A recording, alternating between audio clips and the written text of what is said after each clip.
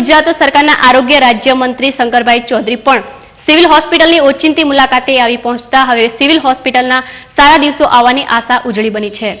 પાલનપુર ખાતેની civil hospital ગરીબ અને મધ્યમ વર્ગના દર્દીઓ માટે ખૂબ આશીર્વાદરૂપ પુરવાર થઈ રહી છે, પરંતુ આ આરોગ્ય સંકુલમાં સ્ટાફની ઘટ અને જરૂરી સુવિધાઓના અભાવે દર્દીઓને ભારે મુશ્કેલી વેઠવી પડે છે। આવી સ્થિતિમાં આજે ગુજરાત સરકારના રાજ્ય કક્ષાના આરોગ્ય મંત્રી શંકરભાઈ ચૌધરીએ સિવિલ હોસ્પિટલની ઓચિંતી મુલાકાત લઈ દરેક વિભાગોનું બારીકાઈથી નિરીક્ષણ કર્યું હતું। આ મુલાકાત બાદ મંત્રી શંકરભાઈ ચૌધરીએ સિવિલ હોસ્પિટલની કાયાપલટ માટે પરિણામલક્ષી પ્રયાસો હાથ ધરવાની તત્પરતા વ્યક્ત કરી હતી।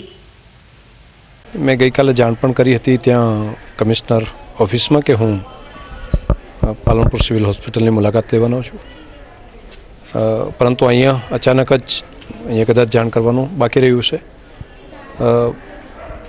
हवे पालनपुर एक मेडिकल माटेनो हब बनवानो छे। फ्यूचर में अमारुं आयोजन एवुं पण छे कि अहींया जिल्लामां मेडिकल कॉलेज पण बने अने ते माटे पालनपुर सिविल हॉस्पिटल एक खूब अगत्यनी हॉस्पिटल गणाशे। तो आजनी जे स्थिति है तेमां सुधार कई रीते वधु सारी रीते करवुं अने बीजू नवुं वधारे अहींया व्यवस्थाओ शुं ऊभी करवी ते माटेनो विचार चाली रह्यो हतो। ते माटे प्रत्यक्ष रीते अहींया मुलाकात लेवानो आजे थयुं।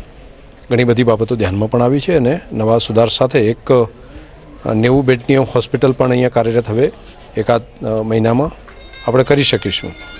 हॉस्पिटल माटे जेटला बेड जोईए छे मेडिकल कॉलेज माटे ते अहींया अवेलेबल थाय अने अहींना युवानो अहींया पोते MBBS सुधीनो अभ्यास करी शके तेवो अत्यारे प्राथमिक तबक्के विचार करवामां आव्यो छे।